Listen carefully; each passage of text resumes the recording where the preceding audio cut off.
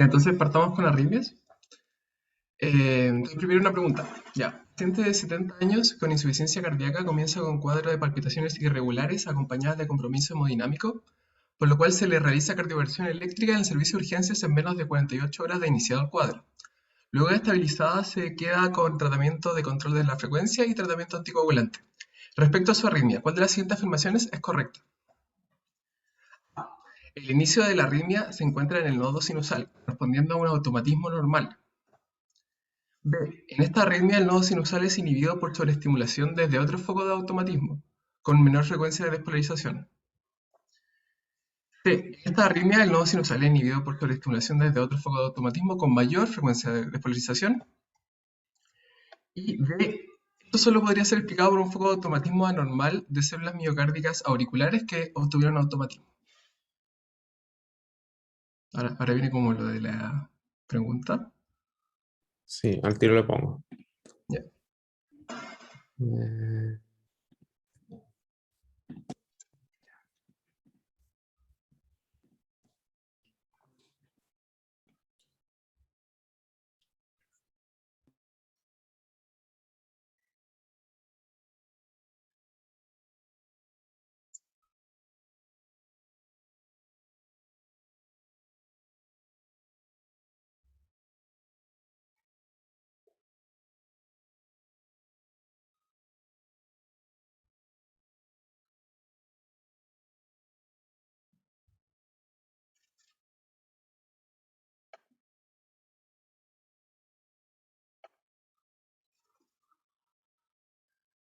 Quedan dos por votar.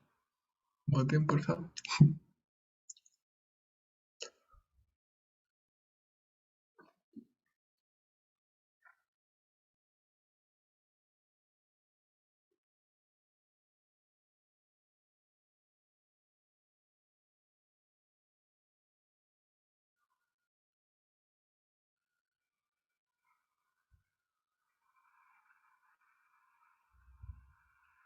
Solo que uno.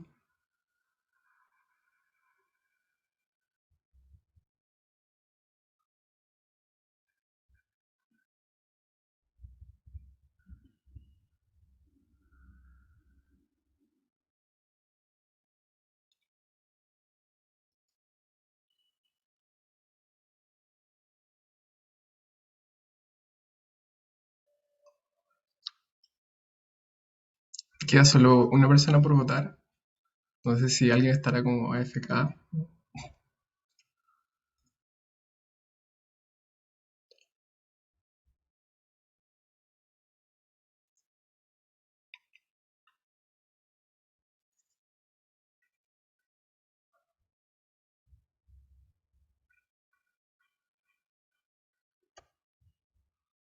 Ya, sigamos. Después conversaremos cuál es la que está buena. ¿Ya? Entonces, eh, primero hablemos un poquito del corazón y hablemos como de la estructura eléctrica del corazón para poder entender las arritmias. Y el corazón es bacán. El corazón está como, funciona todo muy, muy como coordinado cuando está bien, cuando está muy sano. Y es cool, es muy, muy cool. Bueno, el corazón se divide en dos tipos de miocardiocitos. Un miocardiocitos que son específicos o automáticos, que van a generar potenciales como este, con tres fases, con las fases 0, 3 y 4. Y otro que es el miocardiocito no específico, que serían los no automáticos, que serían los que generan el potencial clásico que se estudia que tiene cuatro fases. Bueno, 5, 0, 1, 2, 3, 4. Y, y eso. Entonces, las células automáticas también se le llama miocardiocito específico, y estas son el nodo sinusal y el nodo auriculoventricular. En cambio, las células no automáticas se le llama miocardiocito no específico, y estas son las aurículas, las fibras de Purkinje, las de His también, y el ventrículo.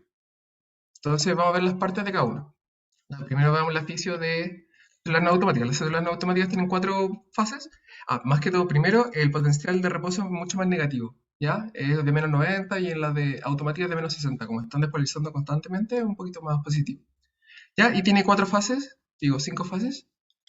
Eh, Dentro de ella está primero la fase cero, que es la despolarización, se hace con canales de sodio voltaje dependiente. Luego hay una pequeña repolarización rápida que se hacen por canales de potasio. Después hay una meseta por canales de calcio, que está en la fase 2. Y finalmente la repolarización es por canales también de potasio. ¿Ya? Ahí están los canales R y L. Y después, constantemente durante la fase de reposo, está actuando la bomba sodio-potasio para mantener los gradientes de sodio y potasio. Ya, en cambio, en las automáticas, aquí tenemos solo tres fases, que es la 4, la 0 y la 3 de repolarización. Aquí la 4 hay siempre abierto digo, aquí la 4 es con una pendiente, como automática y espontánea, y es por los canales HCN, que tienen una corriente que se llama IF, o FANI, también le llaman.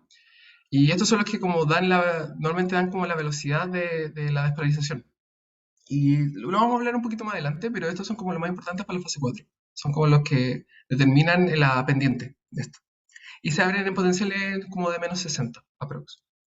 Bueno, después aquí viene también una fase de despolarización o fase 0, pero esta es por calcio. Como bien importante como para entender también como lo antiarrítmico y cómo se ocupa como el verapamilo y todos los bloqueadores de canales de calcio. Después la repolarización que es por canales de potasio. Ahí, la 3. Entonces 4, 0 y 3. Ya.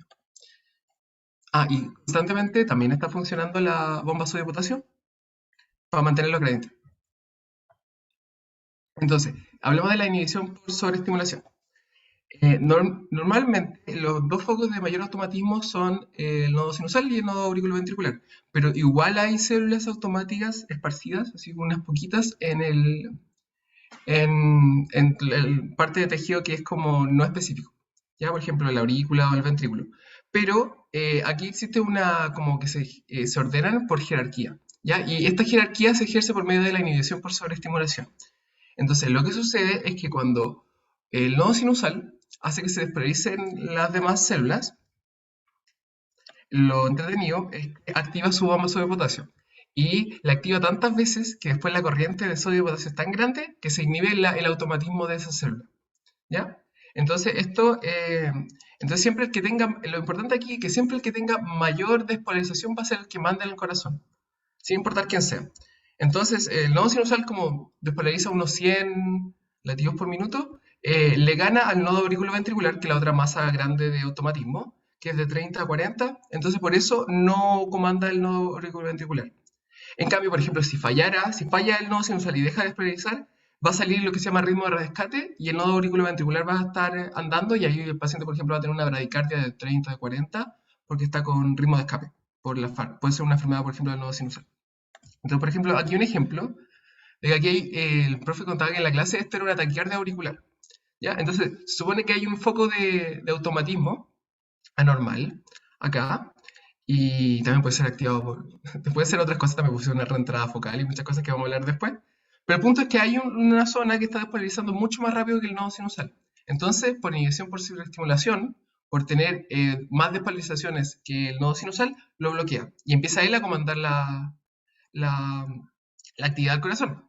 Y eso después, por ejemplo, eso se podría ver con las ondas P, porque no tener ritmo sinusal en las ondas P, no se va a cumplir esto de 2, de 3 y ABF, y por eso podrían ver por el electrocardiograma de que no está en nodo sinusal, digo, la principal actividad. Y aquí se ve que hay una taquicardia auricular y de repente está parado. Y cuando para, el nodo sinusal ya está inhibido por sobreestimulación. Entonces no hay nada, hasta que se desinhibe el nodo sinusal y vuelve a ritmo sinusal. ¿Ya? Y eso es lo que se muestra. Entonces este es un ejemplo de inhibición por sobreestimulación. Y funciona como en todo. Onda, también si hay una taquicardia ventricular abajo y que está dando más rápido que todo el resto, siempre lo va a dominar. Por eso es importante como entenderlo. Entonces, hablemos de las arritmias generadas arritmias por la generación del impulso. Está el automatismo normal, que son arritmias que ocurren en células que tienen automatismo. El automatismo anormal, que es cuando hay automatismo en células que no deberían tener automatismo, como las no específicas. Y después la actividad gatilla, que es esto de los pocos potenciales. Entonces, en el automatismo normal influye la actividad simpática y parasimpática, adrenérgica y colinérgica, y la alteración hidroelectrolítica. Y esto lo que va a hacer es que modifica la pendiente de despolarización espontánea, el potencial diastólico máximo y el umbral, que lo podemos ver acá. Entonces, por ejemplo, acá, dependiendo de la pendiente de despolarización espontánea, hay diferentes frecuencias. A mayor pendiente, más rápido van a haber más cantidad de potenciales de acción.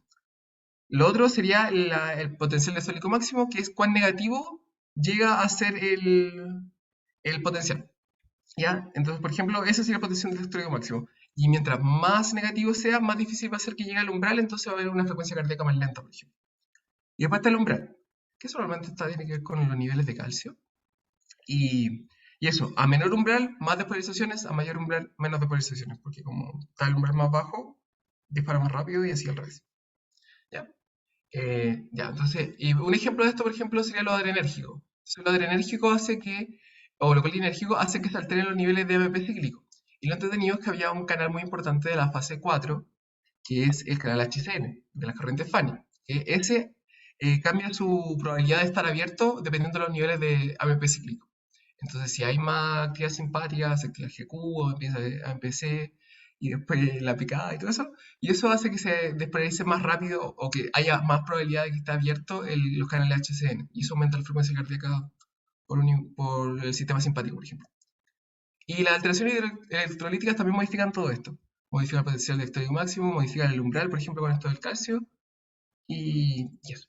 Entonces, aquí vamos a hablar un poquito de automatismo anormal. Ejemplos de esto son cuando hay alteraciones electrolíticas y no se logra una despolarización parcial. Entonces, en vez de llegar hasta abajo, por ejemplo, se queda acá arriba y el potencial ahora es más positivo, entonces va a ser más propenso a disparar solo. Y ese genera automatismo anormal. Y lo otro sería que se expresen mayor cantidad de HCN, porque normalmente el canal HCN está en todas las células, pero en diferentes expresiones. Las que tienen muchas HCN son las automáticas y las que tienen pocos son las no automáticas o no específicas. Y hay veces que, por ejemplo, con la insuficiencia cardíaca hay mucha hipertrofia y esta hipertrofia hace que después haya mayor expresión de HCN y que agarre el automatismo normal. La insuficiencia cardíaca es un súper buen modelo para muchas arritmias. Y después está la actividad gatillada, que son los postpotenciales precoces y los postpotenciales tardíos, que lo vamos a ver ahora. Entonces, el postpotencial precoz se relaciona mucho con el largo del potencial de acción, ¿ya? Y eso se ve en el electrocardiograma con el QT. Entonces, eh, lo que ocurre es que cuando se alarga el QT, se le da tiempo a que estos canales de sodio voltaje dependiente pasen de inactivo a reposo y puedan volver a ser activados. Entonces, eso es lo que sucede. Y por eso se vuelve se generan estos potenciales precoces. Pero igual se necesitan más cosas, aparte de eso, para que se llegue a generar una arritmia de actividad gatillada por potenciales precoces. Ya, pero lo importante aquí es que los potenciales precoces ocurren en la fase 3, en la fase de repolarización, y que eso tienen que ver con el largo del QT. ¿Ya? Y circunstancias que alargan el QT son la hipocalemia, la hipocalcemia y la hipomagnesemia. Y también los fármacos como la amiodarona, que después vamos a ver exactamente cómo qué hace, pero igual hay que entender de que el fármaco solo no es suficiente. Siempre va a ser necesario que además tenga susceptibilidad el paciente. ¿Ya? Y, ay, mi mnemotecnia tonta, es de que todos son hipo, entonces como que los hipopótamos son largos. ¿Ya? Entonces, por eso, todas las cosas con hipo de la alteración hidroelectrolítica, o por lo menos estas tres, son las que generan QT largo, hipocalemia, hipocalcemia, hipomagnesemia. Ya, mnemotecnia. Y otro punto es que también no basta con que se alargue el QT para que se genere la arritmia, sino que también debe haber un gradiente transmural. El gradiente transmural sucede que en la pared del miocardio, en la pared del corazón, hay tres capas. Está el epicardio, el miocardio y el endocardio. Pero el punto es que estos tienen potenciales de acción de distinto largo. El más largo es el del medio, el del miocardio. Y los más cortos son los del epicardio y los del endocardio. Y estos ya de por sí tienen un gradiente, pero cuando actúa el sistema nervioso simpático, se acorta el potencial de acción del epicardio y del endocardio, de los que ya eran cortitos, y no se acorta tanto al del miocardio. Entonces eso genera que haya un mayor gradiente transmural. Y eso hace que sea más propensa a una arritmia. Sí. Entonces aquí tenemos la parte no automática. Y para ver dónde está afectando, por ejemplo, la alteración electrolítica, está la calemia. Entonces, si baja la calemia, a mí esto me enredaba al principio, porque pensaba que si bajaba la calemia iba a haber mayor gradiente de diferencia entre adentro y afuera, y por eso iba como a funcionar mal los canales de potasio y iba a despolarizar. Pero hay que pensar que cuando ya hay hipocalemia es como que ya se agotaron todas las reservas, entonces no hay potasio adentro, entonces no hay potasio que salga, y por eso no actúan los canales de potasio. Y entonces, al no haber repolarización, se alarga. Se alarga y se alarga el QT. Y la amiodarona lo que hace es bloquear estos canales también, para que se alargue el QT. Y un detalle es que la hipomagnesemia genera hipocalemia, así que siempre se lleva como junta. Así que también la hipomagnesemia alarga el QT porque genera hipocalemia. ¿Ya? Y ahora, y estas pueden generar como el temido, la dorsada de punta. Aparte de generar taquicardias ventriculares, genera la dorsada de punta, que es como la más fea. Y como que el paciente está con paros de impulso y tiene esto y eso, pero eso es por QT largo. Y eso tiene que ver con potenciales precoces. Ya, potenciales tardíos. Este tiene que ver más con el calcio. Los potenciales tardíos ocurren en la fase 4, en la fase de reposo, donde aquí hay una oscilación, y normalmente tiene que ver con sobrecargas de calcio. ¿Ya?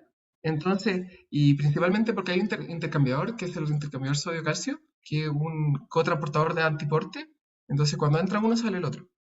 Entonces, cuando, por ejemplo, hay una sobrecarga de calcio dentro de la célula, este va a tender a salir y eso va a hacer que entre sodio y eso va a hacer que se despolarice. Entonces, así funciona. Y un gran ejemplo de sobrecarga de calcio puede ser la insuficiencia cardíaca y también puede ser el uso de digitálico. Porque los digitálicos bloquean la sodio-potasio ATPasa, que genera que se acumule sodio, este sodio después sale, se acumula calcio y después, eventualmente, este calcio también puede salir y despolarizar y generar potenciales tardíos. Y ahí está calcio. Entonces, con el contraportador hace que entre sodio, porque el calcio sale, entra sodio, se despolariza y genera potencial tardío. Y el gran ejemplo de sobrecarga de calcio dentro de la célula es la insuficiencia cardíaca. Y también una intoxicación por dioxina, que es la que genera que haya mayor calcio para aumentar el entropismo, podría también generar esto de potenciales tardíos. Ya, y finalmente el caso de la pregunta, que no estaba tanto en la clase, pero sirve, y sirve harto, de la fibrilación auricular. La fibrilación auricular ocurre por alteraciones eléctricas y mecánicas, pero principalmente eléctricas en las aurículas por dilatación, y genera que se formen muchos tipos de arritmia, y en el sentido que se formen muchos tipos de automatismos, de arritmias por generación de impulso. Entonces, por ejemplo, ocurren por potenciales tardíos en las venas pulmonares, ocurre automatismo anormal por la hipertrofia que hace que tengan más HCN, y también ocurre que hayan reentradas focales. Ya vamos a hablar de reentrada, pero eso. ¿Y qué pasa aquí? Entonces, normalmente estas como que despolarizan como a 300, una cuestión así gigante, entonces eso va a hacer que por inhibición, por sobreestimulación, se bloquee el nodo AB, digo el nodo AB, el nodo sinusal. Y eso, y el nodo AB filtre, por eso no hay tanto, pero mucha despolarización. Y eso. Entonces, siguiente pregunta. Paciente, no, esta es la corrección de la pregunta. Entonces, la primera no era porque no es un automatismo normal en la fibrilación auricular. En la fibrilación auricular están estos tres que ya vimos, que era lo de automatismo normal, potenciales tardíos y reentrada focal.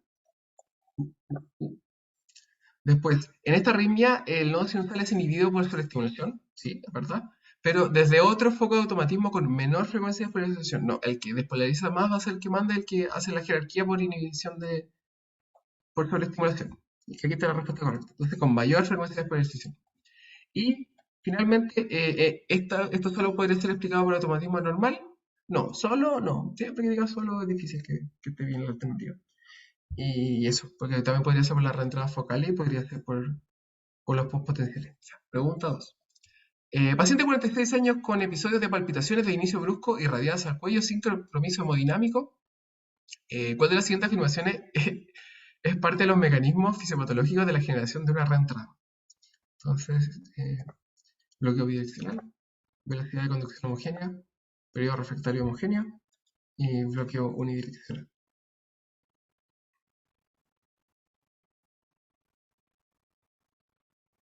Y así.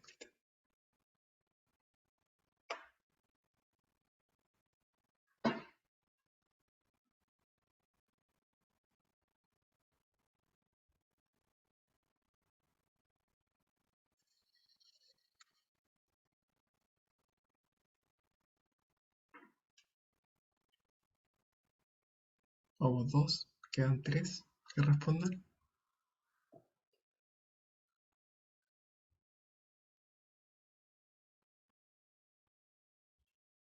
Quedan dos, uno.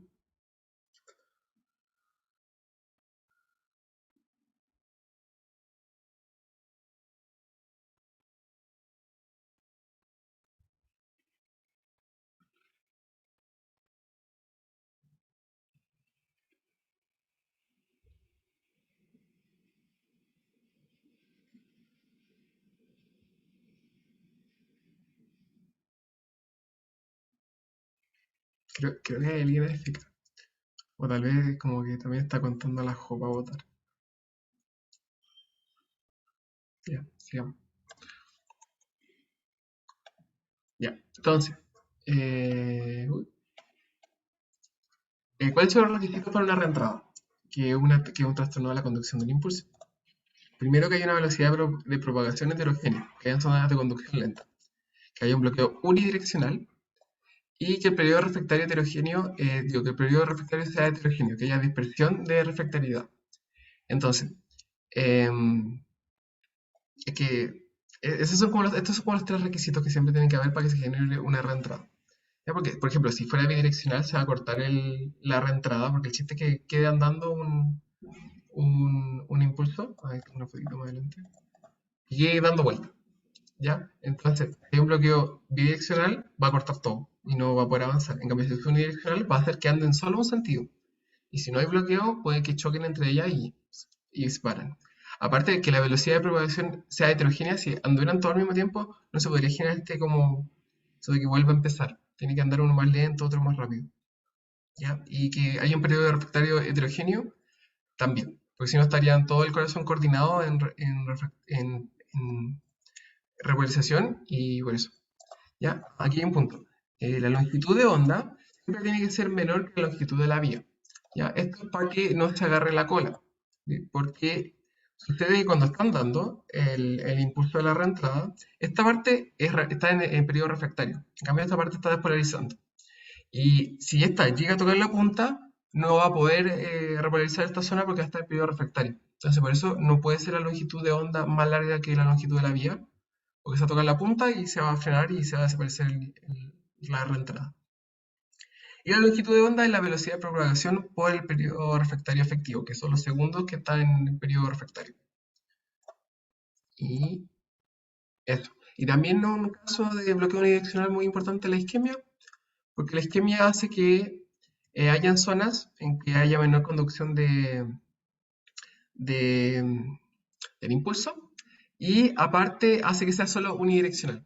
Porque si vamos con un tejido sano que a medida que va acercándose a la zona de penumbre, después de la parte de necrosis, va a ir disminuyendo su potencial. ¿Ya? En cambio, si viene un tejido sano y pasa directo a la necrosis, va a ser algo que se llama dipolo a distancia y se va a soltar esta zona. Entonces va a bajar, pero después va a poder volver a subirse y después van a estar cada vez mejor el tejido, así que va a poder seguir y va a generarse este bloqueo unidireccional. Y la isquemia lo que hace, para que no pase el impulso, es que hace que falle el ácido potasio antepeasa, eso hace que se acumule sodio, eso hace que se cambie el sodio por el cotransportador por calcio, y el calcio hace que se despolarice y que el potencial diastólico máximo sea más positivo. Y si es más positivo, habrá una menor cantidad de canales de sodio voltaje dependiente para abrirse. Y eso, y va a haber una menor velocidad de conducción. Y finalmente la descarga ventricular, que es cuando se genera una reentrada del ventrículo. Ahí está. Eso. Fue arritmia. Ah, y era bloqueo unidireccional, la respuesta.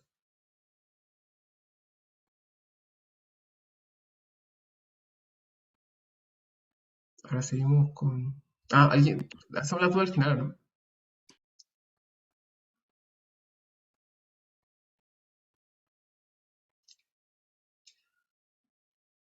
¿Quieres seguir tú, Jo?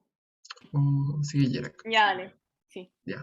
¿Querías compartir tú para hallar tú la diapo o te la cambio yo? ¿Me las podéis cambiar tú? Es que no la tengo abierta, Ya, por favor. sí, Ya, sí, bacán. claro. Le dé la Jo nomás. Ya. Ya. Ya, entonces, dale la siguiente. Creo que ahí empiezan las de. Sí. Ya, esta es la primera pregunta de hipertensión arterial. Y dice: ¿cuál es el fenotipo hemodinámico de pacientes con hipertensión arterial esencial? La A, importante aumento de la volemia efectiva e importante aumento de la resistencia vascular periférica total.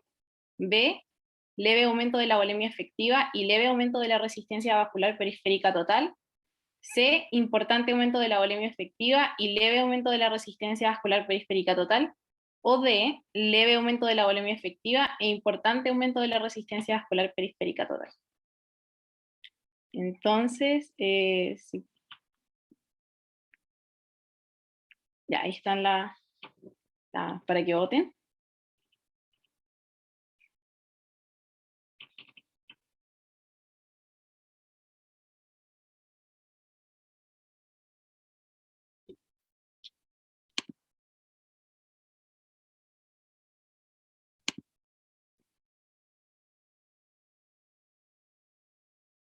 Ya creo que falta uno.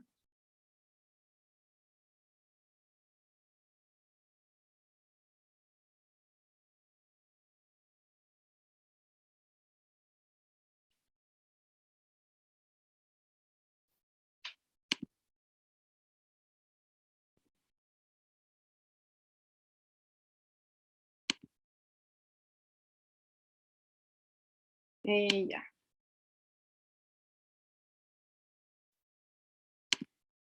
Ya. Entonces, 3 votos para la D y un voto para la B. Ya. Entonces, la siguiente, por fin. Ya.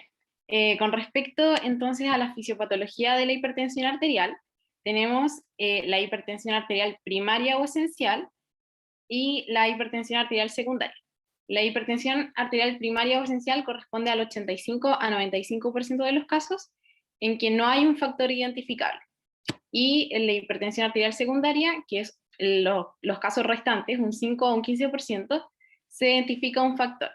Por ejemplo, en el caso de la apnea del sueño, tenemos una hiperactivación del sistema nervioso simpático con cada episodio de hipoxia que se genera al obstruirse la vía aérea durante el sueño. En el caso del hiperaldosteronismo, hay una producción autónoma de aldosterona por un adenoma generalmente en la corteza suprarrenal, que va a activar entonces a los receptores de mineralocorticoides y por tanto va a estimular la reabsorción de sodio a nivel del túbulo colector cortical, a nivel renal, y con eso aumenta la presión arterial al aumentar la volemia. La estenosis de la arteria renal y la enfermedad parenquimatosa renal cursan con isquemia renal y activación del eje renina-angiotensina-aldosterona. La enfermedad tiroidea, hay activación también del sistema nervioso simpático. En la estenosis aórtica hay hipovolemia efectiva con la consecuente isquemia renal y también activación del sistema renina-angiotensina-aldosterona. En el síndrome de Cushing, el exceso de los corticoides va a actuar como en forma cruzada, activando los receptores de mineralocorticoides y por tanto la reabsorción de sodio a nivel distal en el túbulo renal. Y el feocromocitoma es un tumor de la médula de la glándula suprarrenal productor de catecolaminas, entonces también activa el sistema nervioso simpático. Ya, la siguiente.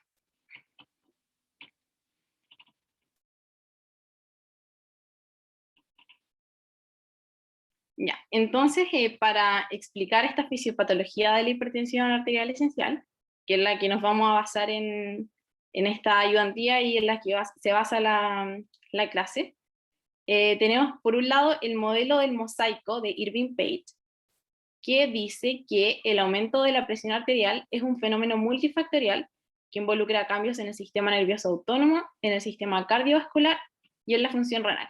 Entonces, para entender esto, hay que recordar la fórmula de presión arterial, que se puede esquematizar como el gasto cardíaco por la resistencia vascular periférica. El gasto cardíaco, tenemos que recordar que está determinado por la frecuencia cardíaca y el volumen expulsivo. Y el volumen expulsivo, a su vez, está determinado por la precarga, la poscarga y la contractilidad. Y la precarga está determinada por la volemia, que a su vez está determinada por el contenido de sodio. Y ese contenido de sodio está regulado por la función renal, como vamos a ver más adelante. Entonces ahí estaría implicada la función renal. Bueno, el sistema cardiovascular, con el tema de la contractilidad miocárdica que influencia el gasto cardíaco y la frecuencia cardíaca que también influencia en el gasto cardíaco. Y el sistema nervioso autónomo también obviamente influenciaría en la contractilidad y en la frecuencia cardíaca, y también en la resistencia vascular periférica, que está determinada por varios factores, entre ellos, como dije, la influencia del sistema nervioso autónomo, con factores como pasivos de los vasos arteriales, mediadores como el óxido nítrico, que es vasodilatador, y otros mediadores también vasoconstrictores, como angiotensina, por ejemplo, y el fenómeno que vamos a ver a continuación de la autorregulación del flujo. Así que todos estos factores se conjugan, que cada uno aporta en mayor o menor medida, dependiendo del caso, y como que construyen el patrón específico de cada persona de hipertensión arterial. Eso es lo que dice este modelo. La siguiente.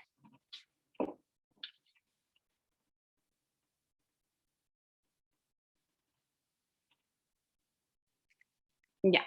El siguiente modelo fue planteado por Guyton y él da mucho énfasis al aporte del riñón en la fisiopatología de la hipertensión arterial esencial. Entonces él realizó experimentos con animales de experimentación y, por ejemplo, acá se grafica lo que sucede cuando él inyecta angiotensina. Entonces se ve que en una fase inicial aumenta en gran medida el volumen extracelular, por lo tanto el volumen sanguíneo y el gasto cardíaco, ¿ya? Entonces este gran aumento del VEC, el volumen sanguíneo y el gasto cardíaco, lleva a un aumento de la presión arterial. Sin embargo, se observa que hay una caída en la resistencia periférica total, ¿ya? Y esto está dado por un varoreflejo. Sin embargo, a medida que pasa el tiempo, por ejemplo, si miramos al día 14, en una fase tardía, se ve que va a disminuir el VEC, por lo tanto el volumen sanguíneo y el gasto cardíaco. Sin embargo, se ve que hay un aumento muy importante de la resistencia periférica total. Y esto está dado por lo que le mencioné anteriormente de la autorregulación del flujo, que quiere decir que frente a un aumento de la presión al interior del vaso sanguíneo, dado por este aumento inicial de la volemia, se va a distender la pared del vaso sanguíneo y esto va a provocar la apertura de canales iónicos y la entrada de sodio, con lo cual se va a despolarizar la membrana de la pared del vaso sanguíneo y va a entrar calcio y se va a contraer. Entonces esto va a disminuir el lumen, el calibre del vaso sanguíneo y va a aumentar la resistencia periférica total. Y lo que vemos al día 14 es lo que se ve como el fenotipo hemodinámico de los pacientes con hipertensión arterial esencial. Van a tener un leve aumento del VEC, del volumen sanguíneo, del gasto cardíaco, pero van a tener un importante aumento de la resistencia periférica total. Así que esa era la respuesta a la pregunta que habíamos hecho anteriormente. Sí, la siguiente.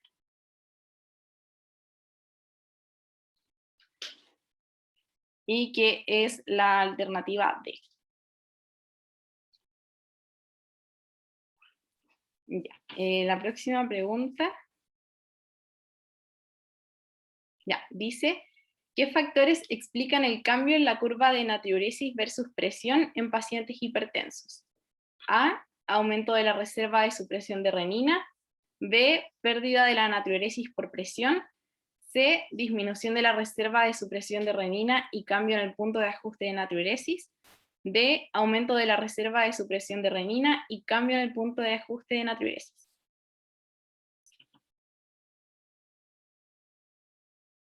Ya, ahí está la votación.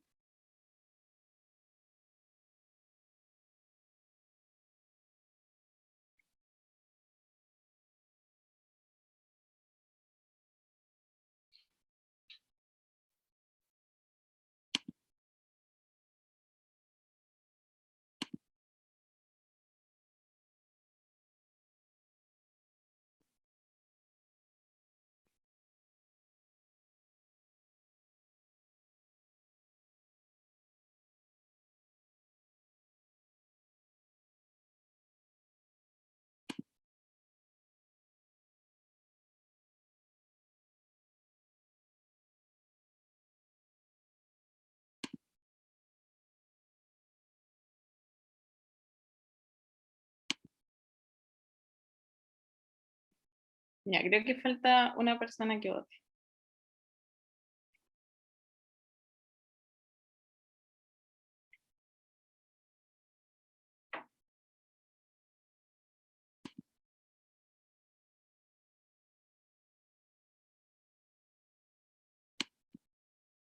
Ya.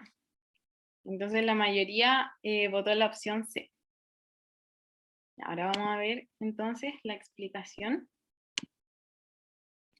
Ya, la siguiente, esa, súper. Ya.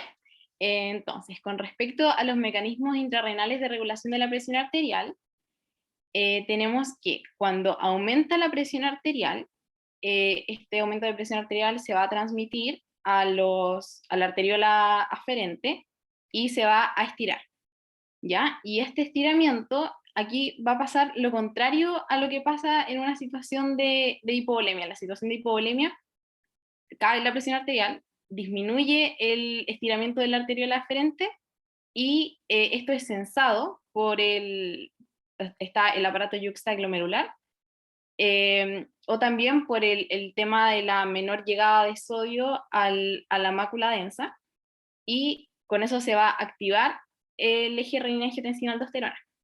Ya, acá ocurre lo contrario. Al haber mayor presión arterial, aumenta el estiramiento de la arteriola aferente y se bloquea el sistema renina-angiotensina-aldosterona. Y esto tiene varios efectos. Para saber cuáles son los efectos, hay que recordar cuáles son las acciones de la angiotensina 2. La angiotensina 2, por un lado, genera una vasoconstricción de la arteriola eferente. Entonces, esta vasoconstricción de la eferente aumenta la filtración glomerular y, por lo tanto, va a disminuir la presión que llega a los capilares peritubulares.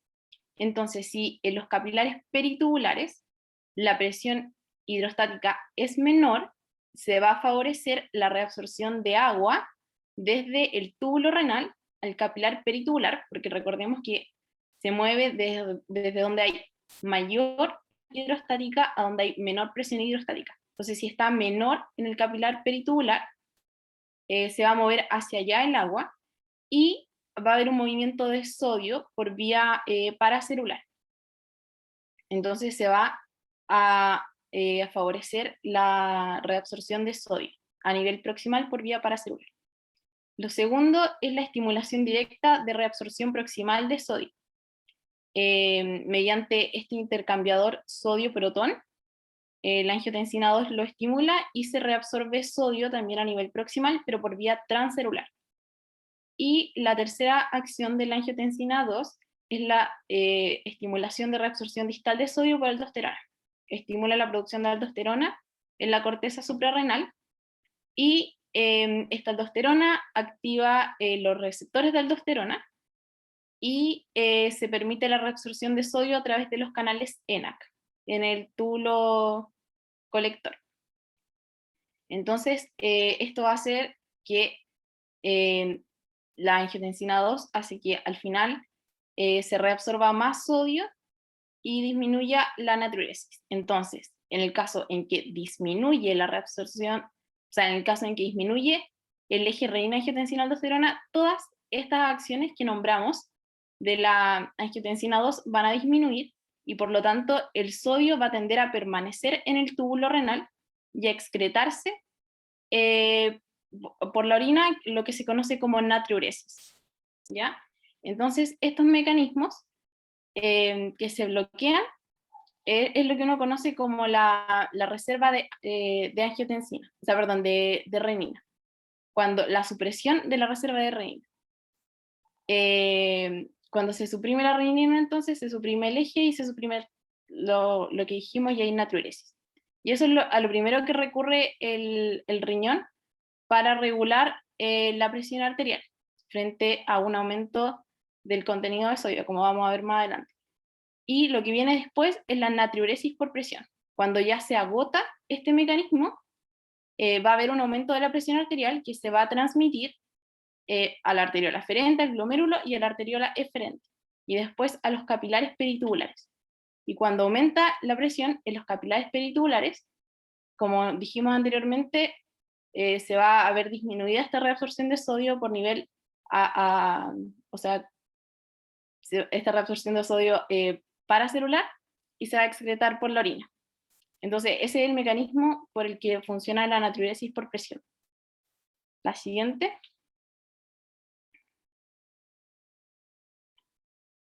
Bueno, y ahí está la curva natriuresis versus presión. La curva negra es una persona sana, normal. Partimos de un basal de presión arterial media de 100, y a medida que aumenta la ingesta de sodio, que está graficado en el eje Y, a medida que aumenta la ingesta de sodio, se va dando el mecanismo de supresión de la renina, ¿ya? Entonces, la presión se va manteniendo normal. Siempre sube la línea negra, asciende de manera vertical a medida que aumenta la ingestión de sodio, por este mecanismo de supresión de la renina. Sin embargo, llega un punto, más o menos en el punto 6 del eje Y, en que la curva empieza a tirarse hacia la derecha. Y eso es porque se agotó la reserva de renina y se empieza a recurrir al mecanismo de natriuresis por presión, que como les mencioné anteriormente requiere la mantención de una presión arterial elevada para poder funcionar, porque requiere que esta presión arterial elevada se vaya transmitiendo a los capilares peritubulares para que se impida entonces la reabsorción de sodio a ese nivel. Y por eso se tiende hacia la derecha, porque para usar ese mecanismo necesitamos aumentar la presión, ¿ya? Eso es lo normal. Entonces, la línea roja, o sea, la curva roja, grafica lo que se conoce como el shift paralelo, en que hay un cambio en el punto de ajuste de natriuresis. ¿Ya? O sea, si se dan cuenta, la curva roja es básicamente igual que la curva negra. La única diferencia es que está corrida hacia la derecha. Está desplazada y parte en la situación basal desde una presión arterial media más o menos de 140. ¿Ya? Y esto ocurre porque hay un cambio en el punto de ajuste de natriuresis, que se refiere a que el riñón, se refiere a la masa de sodio corporal total. El riñón, de alguna manera, censa la masa de sodio corporal total que tiene que manejar, ¿ya? Y por alguna razón que en verdad no se conoce muy bien, no se sabe si es algo intrínseco del riñón o por una influencia extrínseca, hay como un cambio. Es como lo que pasaba con la fiebre, que había un cambio en el set point. Ya, acá es algo parecido. Hay un cambio en el punto que el riñón considera que desde ese punto se tiene que hacer natriuresis, porque la masa de sodio corporal total está excediendo lo que debería ser normal. Ya, si dice como ya, la masa de sodio corporal total tiene que ser 20, eso es lo normal, el riñón dice como, ah, ya, tiene que ser 40, como que se le cambia y dice ya 40, entonces vamos a aguantar hasta tener 40 para recién ahí empezar a hacer natriuresis. ¿Ya? Esa es como la explicación. Y la curva azul, ya, esta sí es distinta a la curva negra y la curva roja como en la forma, porque está inclinada hacia la derecha. Como no solamente en la punta, igual que la negra y la roja, sino que como en todo su trayecto. Y ese es el shift dependiente, que se refiere a que hay una pérdida en la reserva de supresión de renina. Esta supresión de renina de la que hablábamos lograba mantener la presión arterial normal a medida que aumentaba la ingesta, ¿ya? Pero acá, como hay una pérdida de la reserva de supresión de renina, se recurre de manera más precoz a la natriuresis por presión. Entonces, a medida que aumenta la ingesta de sodio, yo voy a recurrir al tiro a la natriuresis por presión, y por eso se me va a inclinar la curva, porque esa requiere que la presión arterial esté aumentada. Y eso es lo que se llama sodio sensibilidad. O sea, la persona es sodio sensible porque consume sodio y le sube la presión. Y bueno, estos dos mecanismos son independientes, pero las personas que tienen hipertensión arterial esencial, en verdad siempre están como ambos mecanismos juntos, y al final se ve como la curva azul. O sea, está desplazada a la derecha basalmente y además está inclinada. La siguiente. Bueno, ya, y esto es como un resumen del fenotipo general de la hipertensión arterial esencial. Como vimos en la primera pregunta, hay una leve expansión de la volemia efectiva, hay un aumento de la resistencia periférica total, que es multifactorial, hay una remodelación de las arterias de conducción, que es lo que se ve en este dibujito de abajo de los corazones. Esto es algo que ocurre normalmente con el envejecimiento, pero que con la hipertensión arterial se ve aumentado. Entonces, cuando la persona es joven, tiene una alta distensibilidad de la aorta. Eso quiere decir que cuando se expulsa la sangre desde el ventrículo izquierdo, primero la aorta durante la sístole como que se agranda un poquito para que no aumente tanto la presión sistólica, y después durante la diástole como que aprieta un poquito para que no caiga tanto la presión diastólica. Lo que pasa en una persona envejecida, y también pasa en la hipertensión arterial, se ve exacerbado la hipertensión arterial, es que las fibras elásticas de la aorta se van a reemplazar por tejido fibroso. Entonces va a estar más dura la aorta, va a ser menos distensible. Entonces cuando se expulse la sangre por el ventrículo izquierdo, no se va a agrandar tanto, entonces va a subir mucho la sistólica, y después durante la diástole no se va a apretar, entonces va a caer mucho la diastólica. Y se va a dar este fenómeno de un aumento de la presión diferencial, que es la diferencia entre la sistólica y la diastólica. Y lo otro es que al estar como más rígida, más dura esta aorta, hay una onda de pulso que se genera después de que se cierra la válvula aórtica, y que viaja por las aortas y por las arterias de conducción hasta que llega a las arteriolas. Y ahí se refleja y vuelve. Normalmente, bueno, se cierra la válvula aórtica, se genera esta onda de pulso que viaja por las paredes de las arterias, choca contra las arteriolas y vuelve y llega cuando está la presión diastólica. Entonces se suma la presión diastólica y hace que esta no caiga tanto. Lo que pasa en el envejecimiento y con la hipertensión arterial, cuando están más duras estas arterias, es que viaja más rápido la onda y se choca y se devuelve más rápido, y llega cuando está la presión sistólica. Entonces se suma a la sistólica. Y esto hace que aumente aún más la sistólica y aún más la presión arterial diferencial. Y esto es muy malo porque esto genera que llega la presión arterial muy alta y de manera pulsátil a las arteriolas y eventualmente a los capilares, y por lo tanto genera daño a los tejidos diana, que son el riñón, la retina, el corazón, y al final este daño a los tejidos diana también va a generar consecuentemente un estado subinflamatorio crónico. Y estos serían los 5 puntos entonces del fenotipo de la hipertensión arterial esencial. Recordando que los primeros 2 corresponden a parte del fenotipo hemodinámico, como vimos en la pregunta 5. Ya. Y creo que esta era la última. La siguiente diapo. Esto.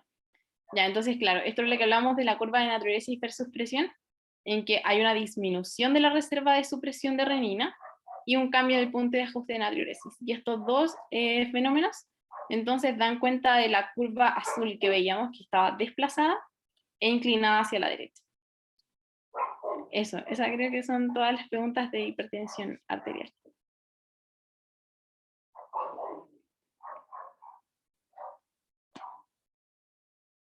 Ya No voy a sé si compartir pantalla. ahora.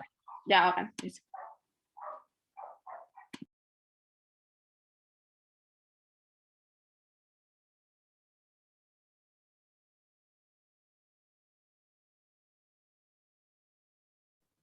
¿Se ve bien?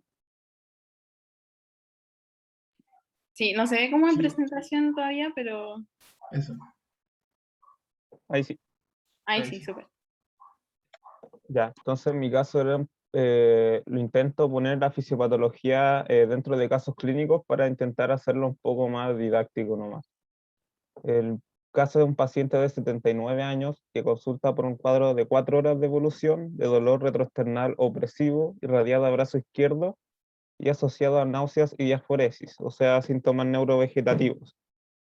al examen físico, destaca obnubilación, extremidades frías, pálidas, tiene capilar enlentecido y crépitos en ambos campos pulmonares.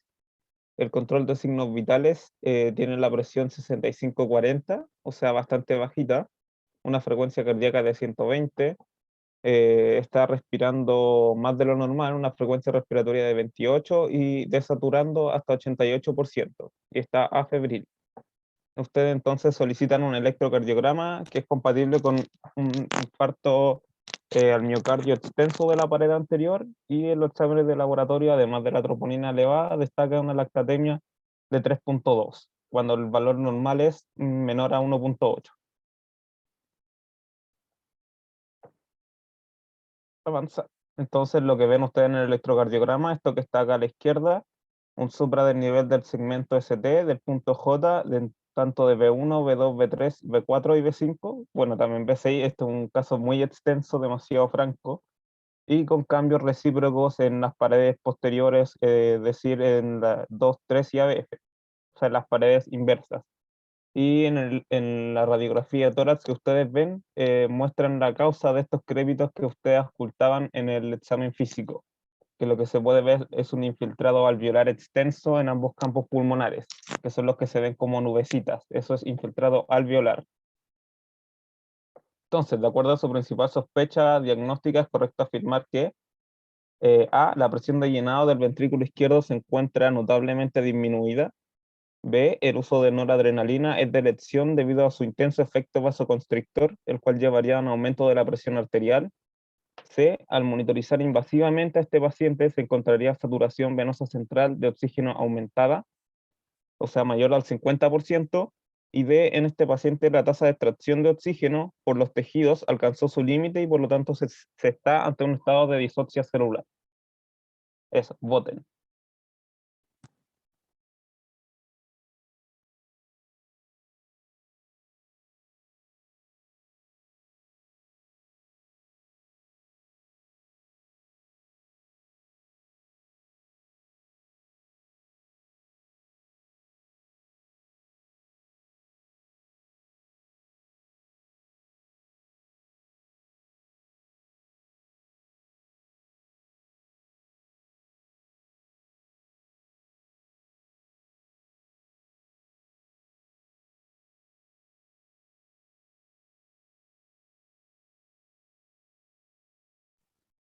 Ya, creo que falta una persona, no sé cuántos somos ahora.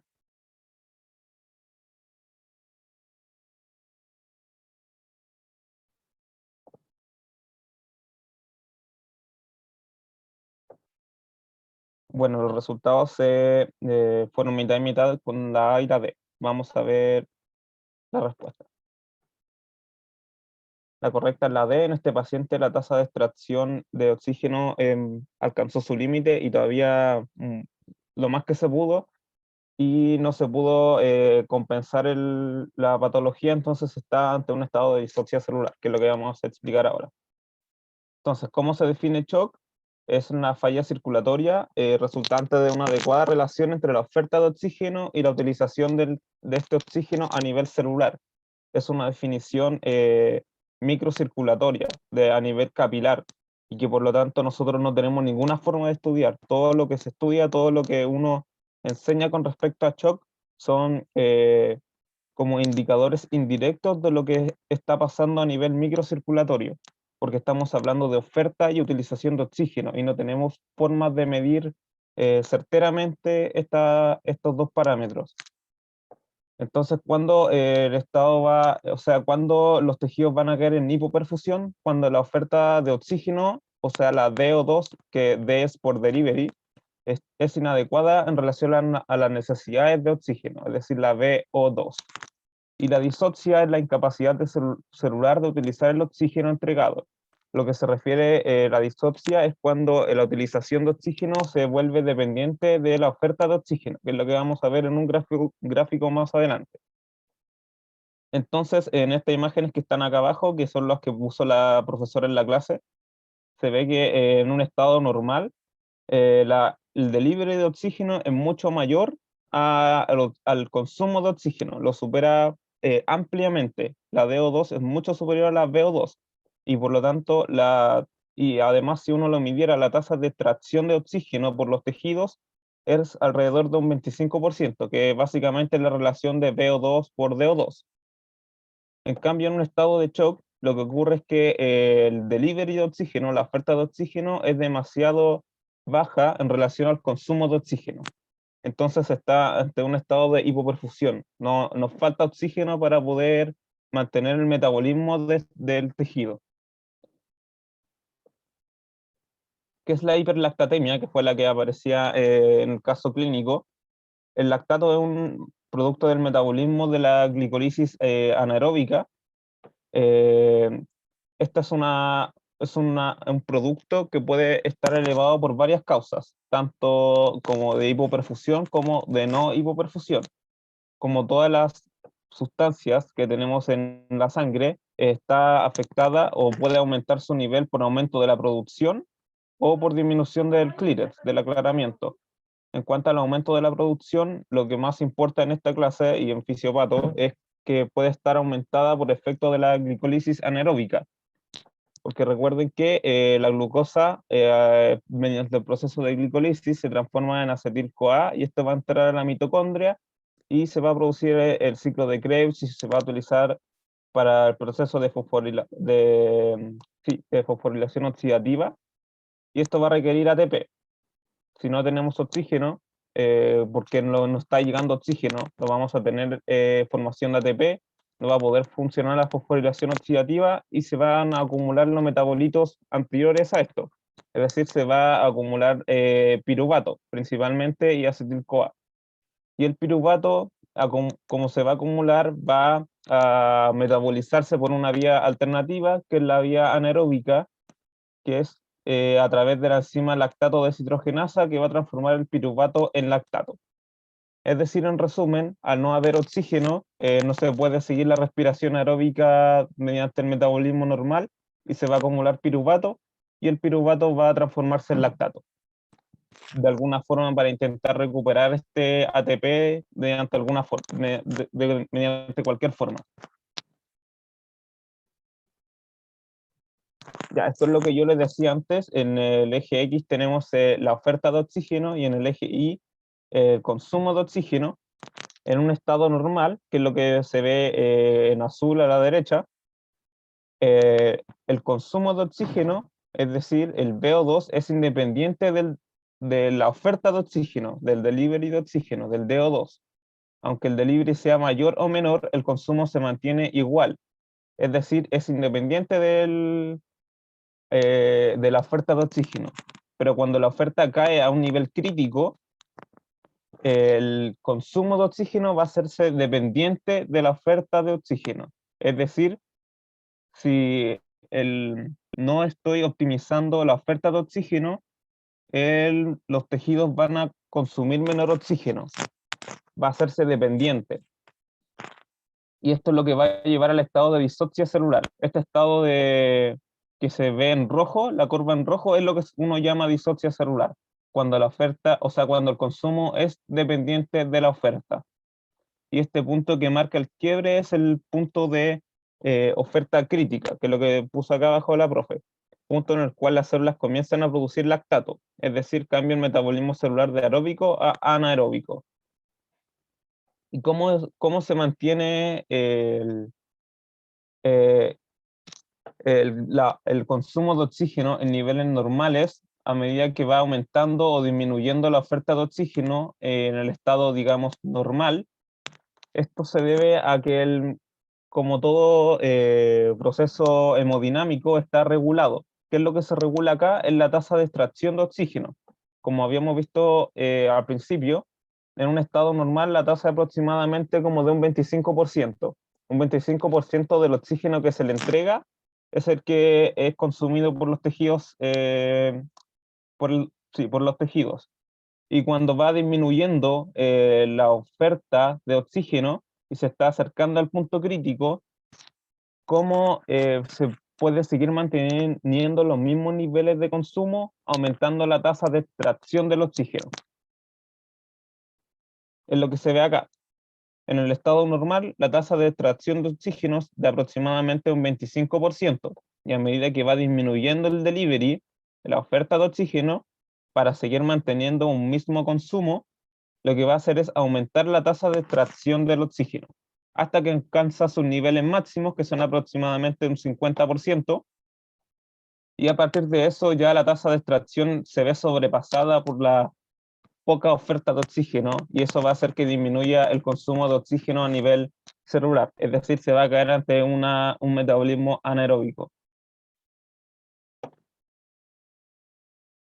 Entonces, ¿cómo diagnosticamos shock? Tenemos signos macro, micro hemodinámicos y de laboratorio.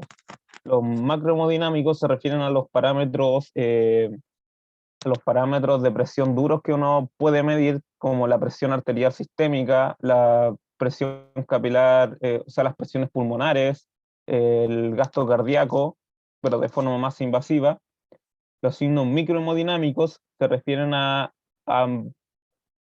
mecanismos indirectos con los que uno está asumiendo que hay disfunción a nivel microcirculatorio, como los signos cutáneos, renal y neurológico, que es lo que se llaman las 3 ventanas de la perfusión.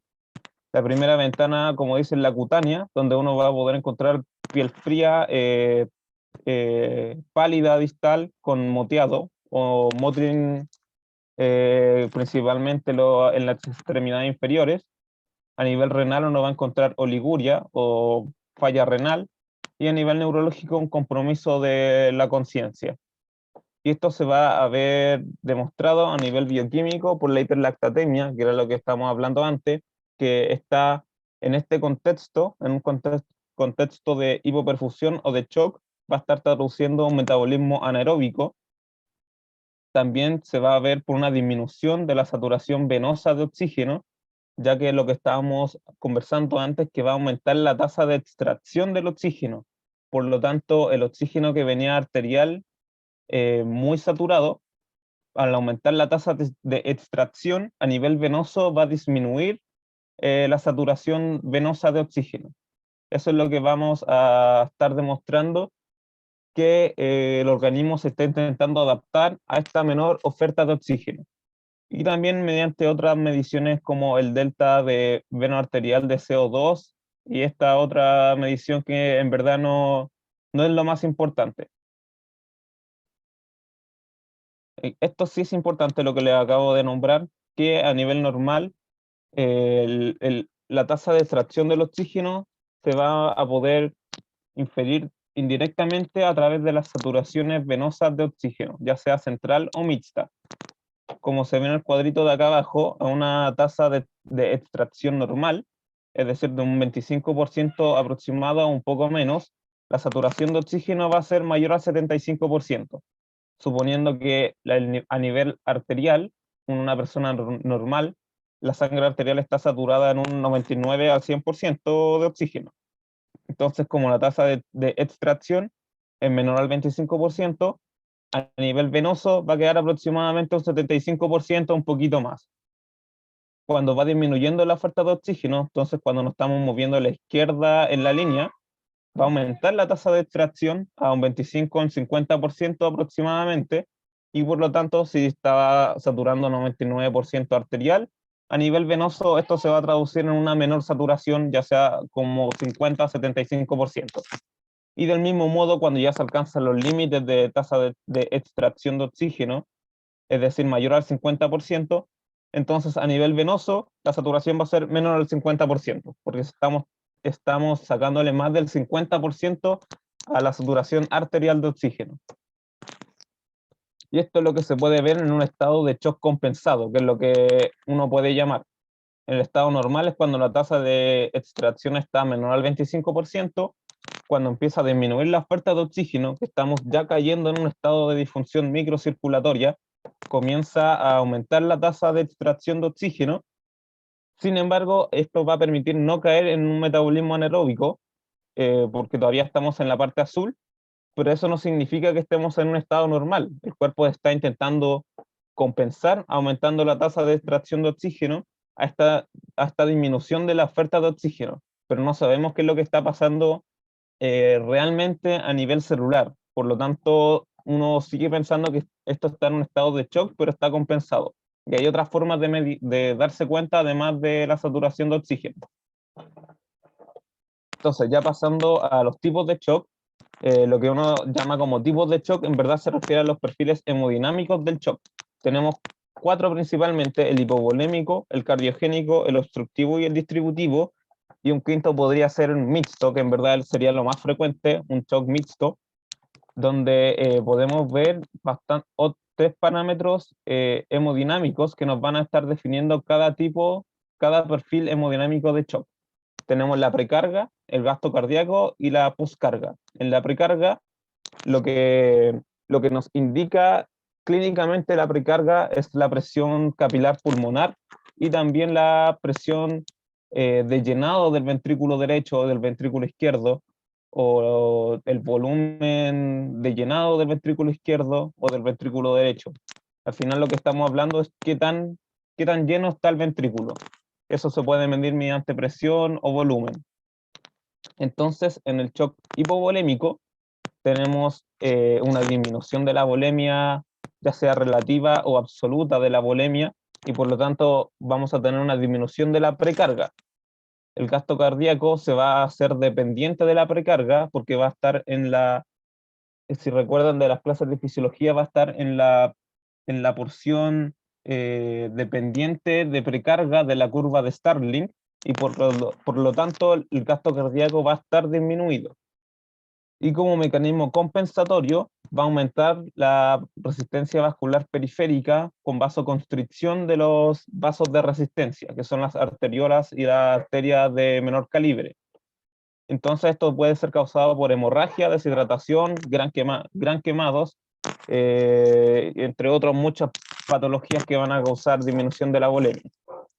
En el shock cardiogénico y en el obstructivo tienen un perfil, digamos, un poquito parecido, en el sentido de que la precarga puede estar aumentada o disminuida, pero lo que define el shock cardiogénico y el obstructivo es que va a haber una disminución de la contractilidad y un aumento de la resistencia vascular periférica. ¿Por qué? En el cardiogénico, lo que la define como tal, lo más clave es la contractilidad. Y esto por eso se da principalmente en infarto agudo del miocardio, que era el caso clínico. Y en el obstructivo va a haber aumento de la poscarga, que es la clave de ese tipo de shock. Pero como la compensación de la baja contractilidad va a ser una vasoconstricción periférica, y como al haber una poscarga tan elevada en el caso del shock obstructivo va a disminuir la contractilidad, entonces comparten un mismo perfil hemodinámico. Y en el caso del shock distributivo, en que tenemos el shock anafiláctico, el neurogénico y el séptico, tenemos una disminución de la precarga porque hay hipovolemia tanto relativa, debido a la vasodilatación venosa, que aumenta el continente sanguíneo a nivel venoso, como absoluta, por aumento de las pérdidas insensibles. A nivel del gasto cardíaco, el shock distributivo puede estar aumentado o disminuido dependiendo del caso. La mayoría de los casos en un comienzo está aumentado, pero luego a medida que avanza el shock va disminuyendo, y lo que lo define en el caso del shock distributivo es la disminución de la poscarga, de la resistencia vascular periférica. Por eso es una alteración de la distribución a nivel periférico. Acá nuevamente otra diapo que puso la profe para hablar de lo mismo. En el shock distributivo lo que tenemos es un aumento de la resistencia vascular periférica. En el caso de sepsis, esto se asocia a un aumento de la permeabilidad, que va a hacer que disminuya el continente intravascular, y eso va a causar una hipovolemia relativa y absoluta al mismo tiempo, y también una disminución de la precarga por lo mismo, porque va a haber hipovolemia. Esto se va a traducir finalmente en una disminución del gasto cardíaco, y esto va a disminuir la oferta de oxígeno, y por lo tanto vamos a caer en un estado de disoxia. En el caso de shock hipovolémico, lo que disminuye es principalmente la precarga, y entonces esto va a disminuir el gasto cardíaco y va a disminuir la oferta de oxígeno. En el caso del shock cardiogénico, donde lo más importante es el infarto del miocardio, va a disminuir la contractilidad y por lo tanto va a disminuir el volumen eyectivo. Al disminuir la contractilidad y el volumen eyectivo va a disminuir el gasto cardíaco. y esto va a disminuir nuevamente la oferta de oxígeno. Y en el caso del shock obstructivo, donde lo que principalmente importa es el TEP, el tromboembolismo pulmonar y el taponamiento cardíaco, va a aumentar tanto la postcarga, que va a disminuir también el volumen eyectivo, y por lo tanto va a disminuir el gasto cardíaco y vamos a volver a lo mismo. Entonces, en este caso, la presión de llenado del ventrículo izquierdo se encuentra notablemente disminuida. Bueno, recordamos el caso, lo que teníamos era un paciente con un infarto al miocardio muy extenso, por lo tanto, y que estaba hipoperfundido, tenía signos microhemodinámicos de hipoperfusión, que eran los que describía a nivel cutáneo, también macrohemodinámicos, porque tenía la presión baja, estaba taquicárdico, y también a nivel de laboratorio esto nos confirmaba que el paciente estaba en un shock. Si el paciente estaba en un shock y tenía un infarto, ¿cuál es la causa más probable de su shock? Es un shock cardiogénico. Entonces, la presión de llenado del ventrículo izquierdo se encuentra notablemente disminuida. ¿Qué es la presión de llenado del ventrículo izquierdo? Nos estamos refiriendo a la presión que se genera durante la diástole del ventrículo izquierdo, es decir, cuánto se está llenando el ventrículo izquierdo. En otras palabras, nos estamos refiriendo a la precarga. La precarga en el shock cardiogénico se encuentra notablemente disminuida, no realmente puede estar disminuida o aumentada. Por lo tanto, esto no es lo que no es correcto decirlo en este caso. La B, el uso de noradrenalina es de elección debido a su intenso efecto vasoconstrictor, el cual llevaría a un aumento de la presión arterial. En este caso, no queremos aumentar tanto la resistencia periférica total, porque lo que predomina en este estado de shock es la baja contractilidad. Lo que queremos hacer es aumentar la contractilidad, por ejemplo, utilizando dobutamina, no noradrenalina. C. Al monitorizar invasivamente a este paciente, se encontraría saturación venosa central de oxígeno aumentada, mayor a un 50%. No, lo que va a estar aumentado es la extracción de oxígeno. Por lo tanto, como va a estar aumentada la extracción, la saturación venosa va a estar disminuida, menor a un 50%. Y la D es lo mismo que acabo de decir, la tasa de extracción de oxígeno va a estar aumentada, va a haber alcanzado el límite y va a caer en un estado de disopsia celular, lo que se podía inferir por las alteraciones microcirculatorias, por el lactato elevado, por la caída de la presión arterial, por el compromiso de conciencia. Ya, el sexto es un caso un poquito más corto, un paciente de 61 años sin antecedentes médicos de relevancia que consulta por un cuadro de 3 días de evolución de sensación febril asociada a vómitos, orina de aspecto turbio y dolor lumbar derecho. Al examen físico destaca desorientación temporoespacial, piel pálida y fría distal con llene capilar enlentecido.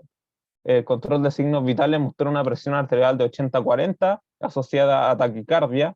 El paciente ingresó febril y también taquipneico, pero saturando 99% ambiental a diferencia del otro paciente. Entonces, para ver de una forma más didáctica a qué es lo que me refiero, con signos cutáneos, los tres más importantes son la diferencia de temperatura central con la periférica, es decir, que van a encontrar las extremidades frías, y eso va a indicar disfunción microcirculatoria. El otro va a ser el moteado, que uno lo ve en las extremidades inferiores, y lo que está marcando también es alteración de la microcirculación, que esto se puede objetivar mediante un score de moteado que va desde el 1 al 5 y que eso se utiliza clínicamente, así que es importante que lo recuerden. Y por último, el llene capilar, o el tiempo de llene capilar, que acá pueden ver que está un poquito enlentecido en este GIF, espero que se vea. Y que en verdad se mide con el dedo, como ya todos deben saber, pero en algunos estudios clínicos lo miden así para hacerlo más objetivo. Entonces, de acuerdo a su principal sospecha diagnóstica, ¿cuál de los siguientes fármacos estaría indicado como primera línea de tratamiento? A, dobutamina, que es un fármaco, acá le escribí qué hace cada fármaco porque no se los tienen que saber de memoria. Es un agonista selectivo beta-1 adrenérgico, debido a lo que predomina en este paciente es la disminución del inotropismo. B, salbutamol, que es un agonista selectivo beta-2 adrenérgico, debido a que la disminución de la resistencia periférica total disminuirá la postcarga y por ello aumentará el gasto cardíaco y la presión arterial. C, noradrenalina, que es un agonista potente alfa-1 y moderado beta-1, debido a lo que predomina en este paciente es la disminución de la resistencia periférica total, y B, isoproterenol, que es un agonista beta-adrenérgico no selectivo, debido a que el efecto inotrópico positivo que va a generar mediante beta-1, asociado a disminución de la resistencia periférica total, efecto beta-2, provocará un aumento de la presión arterial. Entonces, voten.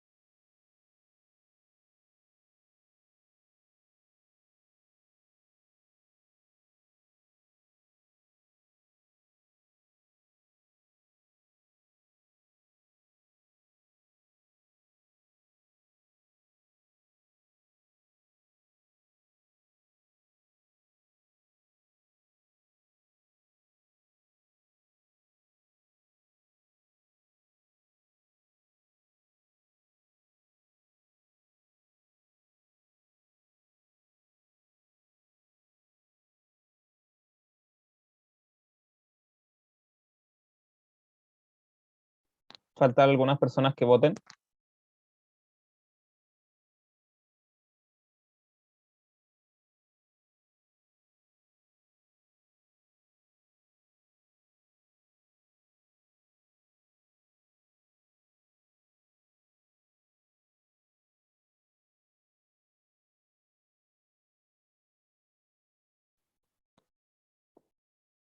Ya bueno.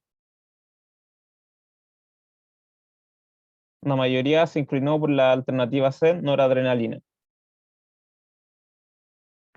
que es la respuesta correcta. Y ahora vamos a recordar por qué. Voy a volver a poner las mismas diapositivas anteriores porque esta podríamos haberla respondido con lo que vimos anteriormente. En este paciente lo que pensábamos, o sea, lo que teníamos clínicamente era una infección. Lo que sospechábamos era una infección, probablemente debido a que, volvamos al caso clínico un poquito, ya que las diapositivas son las mismas de antes. El paciente consultó por 3 días de sensación febril, vómitos, orina de aspecto turbio y dolor lumbar derecho. Es un cuadro de pielonefritis o ITU alta. Por lo tanto, tenemos una infección sistémica que está haciendo que el paciente se comprometa hemodinámicamente. ¿Cómo sabemos que está comprometido hemodinámicamente? Porque tenemos signos macro y microcirculatorios que nos están indicando eso. Como macrocirculatorios tenemos la presión arterial que está baja asociada a taquicardia, y como microcirculatorios tenemos la desorientación temporoespacial, que es una ventana de la perfusión, la neurológica. La segunda ventana de la perfusión, que es la cutánea, tenemos una piel pálida, fría distal, el lleno capilar enlentecido, y también el moteado, que no lo escribí, pero lo puse después. Y esto podríamos estudiarlo a nivel del laboratorio, donde en este paciente sí o sí va a tener el lactato elevado. Esto es lo que nombrábamos acá. Entonces, ¿cuál es o sea, cuando un paciente tiene una infección severa que lleva a hipoperfusión? No sé si recuerdan cómo se llama eso. Se refiere al concepto de sepsis. La sepsis va a causar principalmente un shock de tipo distributivo, debido a que el aumento de las citoquinas proinflamatorias a nivel sistémico va a inducir vasodilatación de las arterias de resistencia, y por lo tanto va a disminuir la resistencia periférica total a un punto en que va a causar disminución de la oferta de oxígeno por disminución de la presión arterial. Esto en aproximadamente un 30% de los casos se puede asociar también, como aparecía en la clase, a una disminución de la contractilidad, pero eso no es lo esencial en los pacientes sépticos, es la disminución de la resistencia periférica total. Acá lo que estamos viendo de nuevo, el shock distributivo tiene principalmente asociado como causa a la sepsis, la anafilaxia y el shock neurogénico, que por eso acá aparece trauma de cirugía. Entonces lo que destaca en el distributivo es la disminución de la resistencia vascular sistémica, es decir, periférica o total. Y esto puede asociarse a un aumento de la permeabilidad en el caso de sepsis, que va a hacer que disminuya el volumen, por lo tanto hay un componente de hipovolemia asociado, en este caso, una disminución de la precarga, y esto va a llevar a disminución del gasto cardíaco, lo que habíamos dicho. Entonces, viendo alternativa una por una, la dobutamina es un agonista selectivo beta-1 adrenérgico, y esto sería útil porque lo que predomina es la disminución del inotropismo. Sí podría haber disminución del inotropismo en un 30% de los pacientes con shock séptico, pero no es lo que predomina en el cuadro. Lo que predomina, como en todos los shocks distributivos, es la disminución de la resistencia periférica total. El salbutamol es un agonista selectivo beta-2 adrenérgico. Entonces, por lo tanto, si recuerdan, alfa-1 adrenérgico tiene el efecto vasoconstrictor y beta-2 adrenérgico tiene un efecto vasodilatador. Entonces, si vasodilatamos aún más a un paciente con resistencia periférica total, va a disminuir la poscarga, pero la poscarga ya estaba muy baja, por lo tanto el gasto cardíaco no va a aumentar. De hecho, va a disminuir todavía la presión arterial y le estamos haciendo un poco más de iatrogenia al paciente si le pusiéramos salbutamol hasta ese punto de causar vasodilatación. La noradrenalina es el fármaco de elección en el shock séptico, fármaco de primera línea, porque como escribí acá, tiene un efecto potente alfa-1 adrenérgico, por lo tanto causa vasoconstricción arterial y también venosa, aumenta la resistencia periférica total, por lo tanto, que es la principal alteración en el shock distributivo, en el shock séptico, al causar vasoconstricción del territorio venoso, va a aumentar la precarga del ventrículo izquierdo, por lo tanto vamos a corregir esta hipovolemia relativa y absoluta que tienen los pacientes sépticos, y además tiene un moderado efecto beta-1 adrenérgico, por lo tanto podríamos estar también ayudando este 30% de pacientes que tienen disfunción miocárdica. Y la B, el isoproterenol, es un agonista beta-adrenérgico no selectivo y dice debido a que el efecto inotrópico positivo asociado a disminución de la resistencia periférica total provocará un aumento de la presión arterial. Acá lo mismo, lo que predomina no es el inotropismo y la resistencia periférica ya está disminuida, entonces no es el fármaco de elección. Por eso la alternativa correcta era la C. También podría haber sido incluso adrenalina como una alternativa a la noradrenalina, pero el resto de fármacos no es de elección. ¿Eso, alguna duda?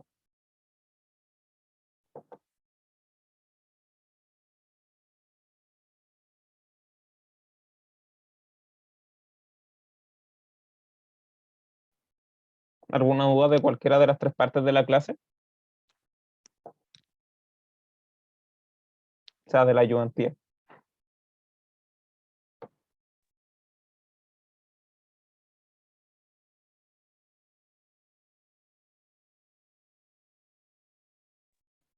Ya, entonces estamos. Gracias. Muchas gracias. Muchas gracias.